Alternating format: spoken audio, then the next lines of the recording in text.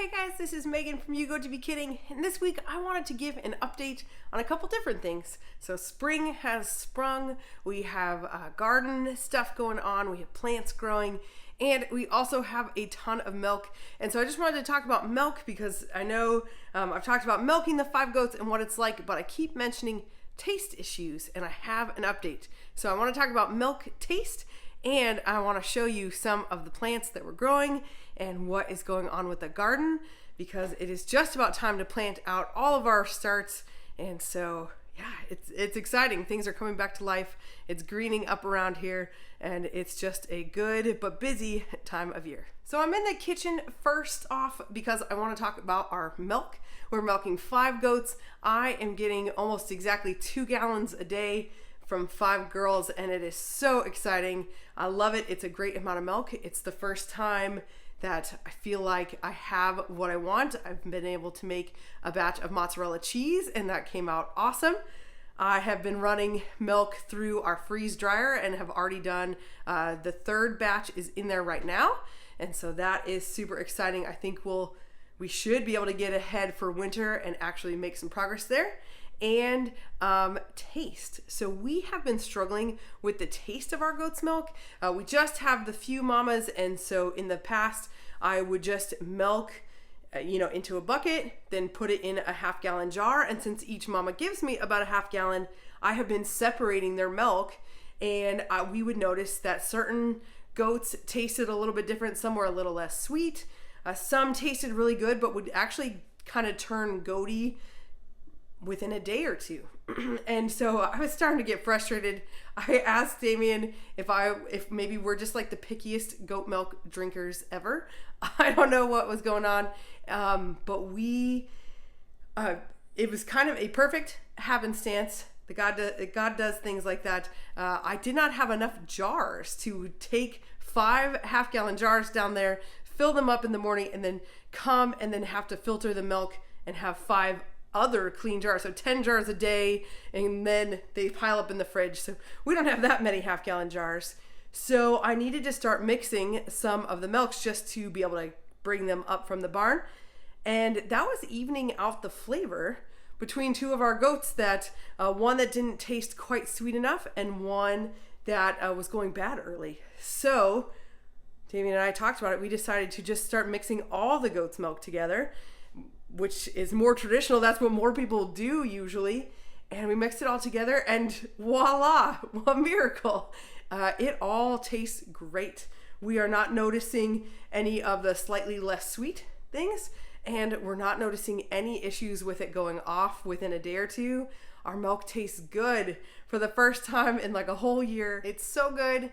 I'm so excited about it. We are bottle feeding 2 of our babies, so some of the milk is going to that.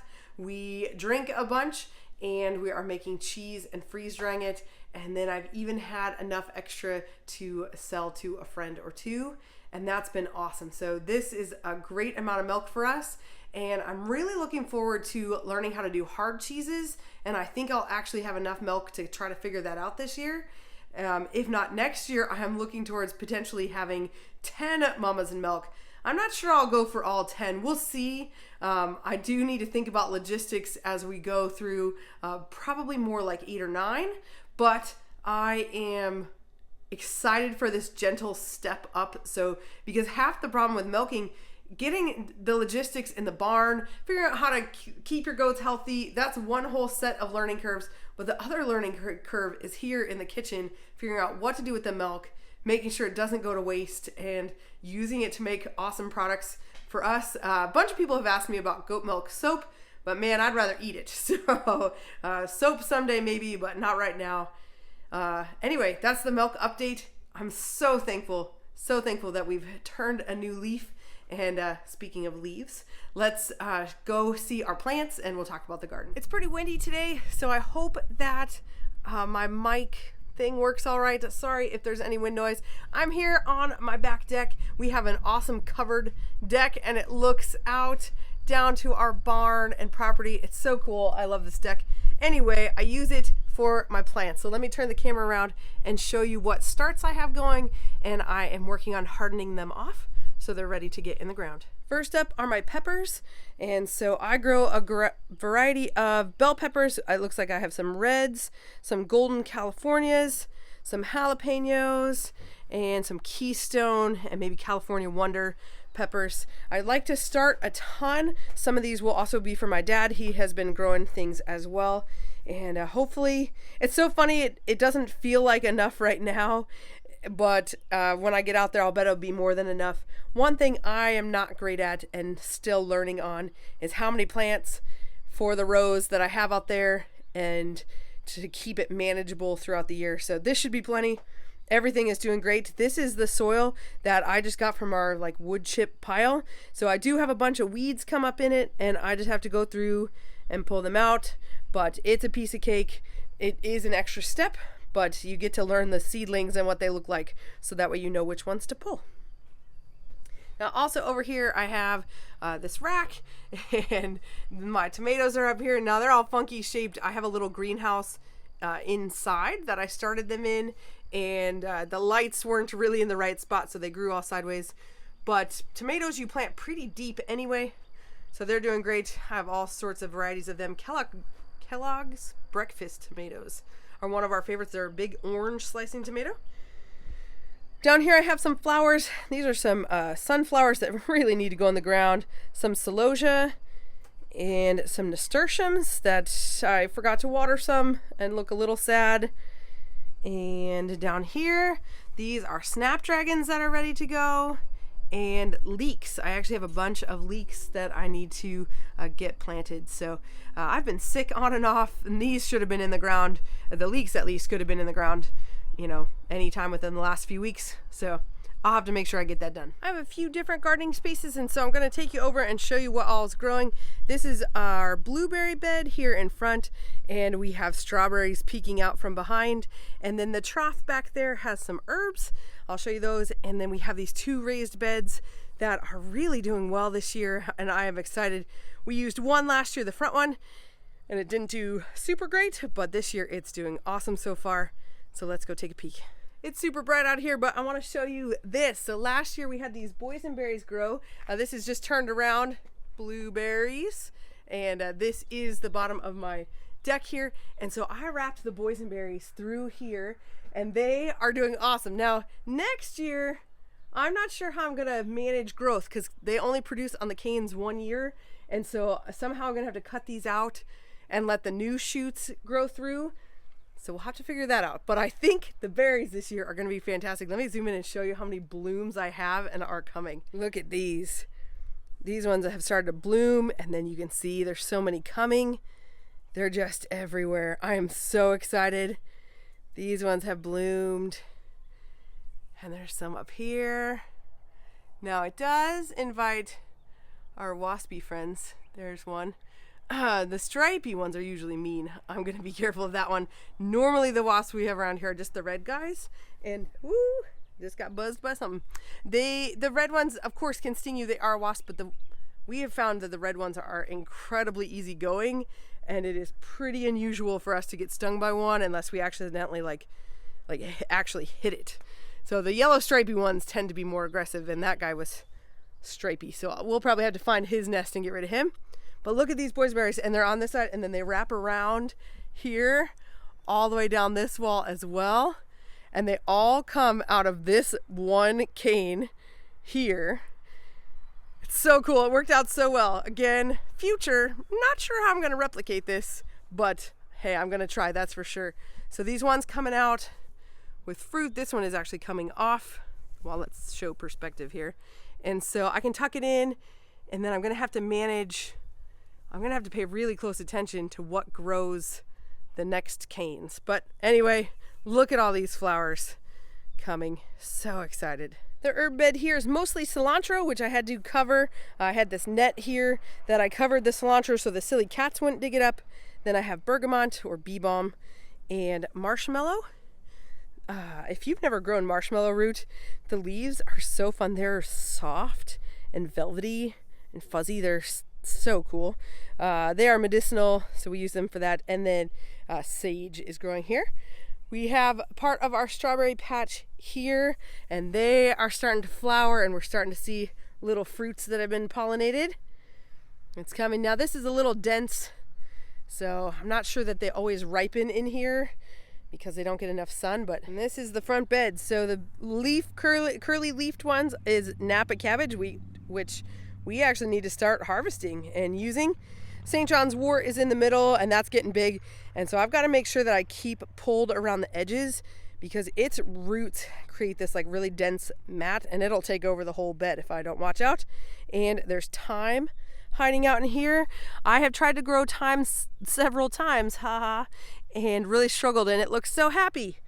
And the thyme, the St. John's wort, and this oregano actually lasted all winter and came back on their own, which is super cool. I'm excited to have this.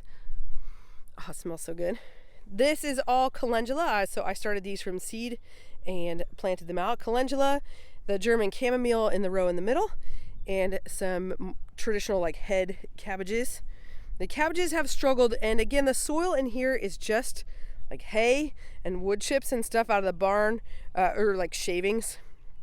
And so over the years, then I dump extra milk and broth and things that we don't get used up when we should have.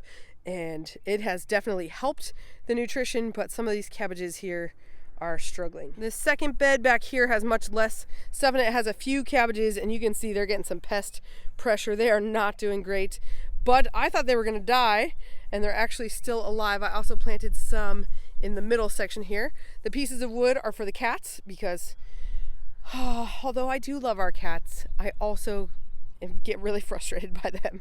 Around the edge are some strawberries. Our strawberry bed over there had gotten totally overrun by Bermuda grass, and I was over it. So I planted some in here, and they are thriving. We're getting tons of flowers on them, so we'll just see if we can actually get fruit out of them. I'm sure we can. I noticed this one here is coming. Can't wait for that to ripen. Hopefully we can beat the birds. And then I do have, protected by this tomato cage on its side, some leeks that I already planted. You can barely even see them. They're in there. I'm not sure they're getting enough sun, but whatever. This is an experiment bed. This bed I did not use last year. I just filled last year, and it is a lot of shavings. But you can see it is broken down some. There is definitely soil in here. I have tried to dump lots of things, even chicken processing byproducts that are full of nitrogen. Well, I put in here all summer while I wasn't actually growing anything in it.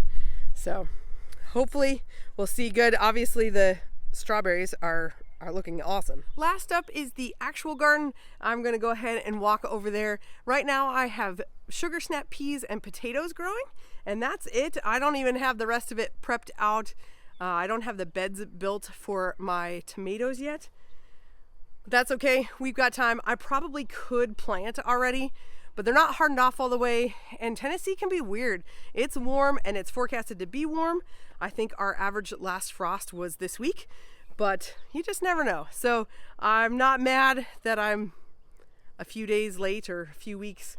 Planting in May is definitely safest, but several friends and even my dad have planted cucumbers already.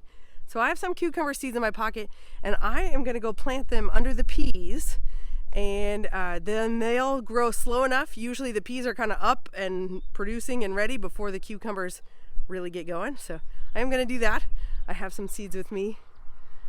Let's go take a look. I was just gonna do a walk by, but I noticed fig leaves. So these are our fig trees, and they have some of their first leaves coming out.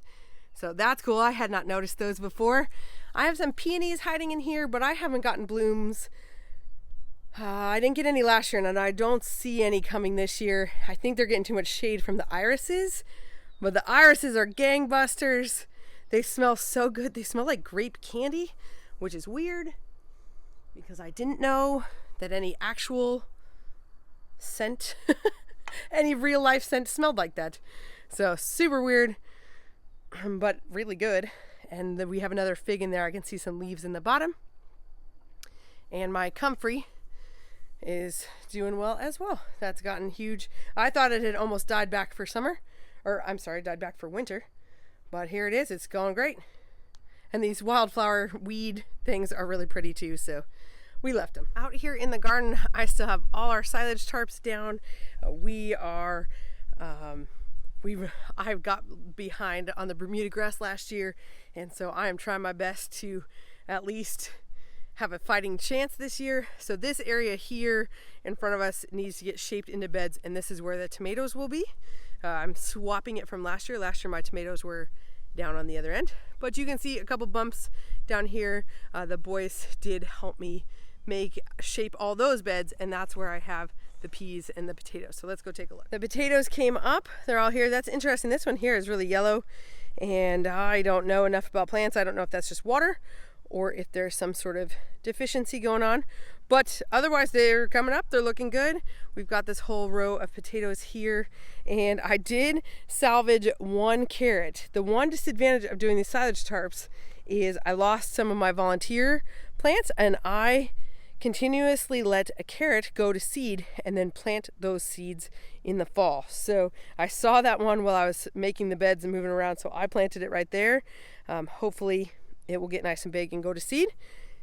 And these potatoes, we'll keep mounding them up as they get bigger, but they're looking good. So, and then I have 3 beds here and the peas. The peas are doing really well. They are finally starting to flower. So I'm seeing a couple flowers up and down the line. I see another one over there. And so we will have peas soon, which is very exciting.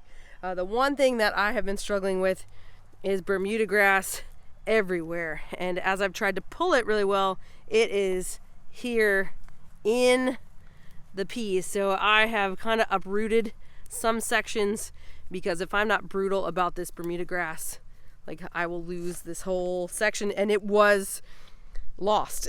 That's why I had used the tarp. You can see the tarp had been over this. Interesting.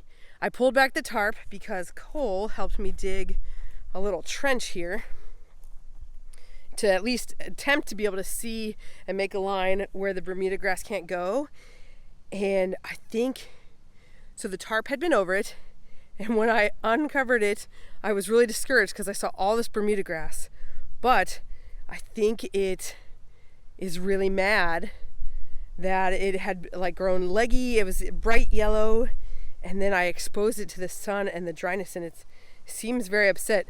But it's Bermuda grass. It'll pop right back. My goal is to just get it out of the areas here so that I can keep it from coming in. Bermuda grass spreads across like this with its crazy root system. It just, and one little piece will grow. Anyway, I try to pull that out, and if I have a trench like this, I can see where it's coming across, and I can, because it will spread across, I can just pull it out and grab it from there. But peas are looking good. This is where I'm going to plant some cucumbers. So I'll probably come in and plant some down this front edge. Last year I had a complete cucumber fail. I planted 3 different times and the bugs got them every time, but they were over there. I had this cattle panel in that line down there. So I'm hoping and praying over this section that maybe we will get cucumbers this year. So let me grab out my seeds. I'll get them planted and I'll water them in. So I'm gonna try these Space Master 80s. I've never planted them before, but we're gonna see. And these National Pickling cucumbers, I have used them before, but I tried them last year and they got eaten, but I think it was the bugs. So that's what we're gonna try.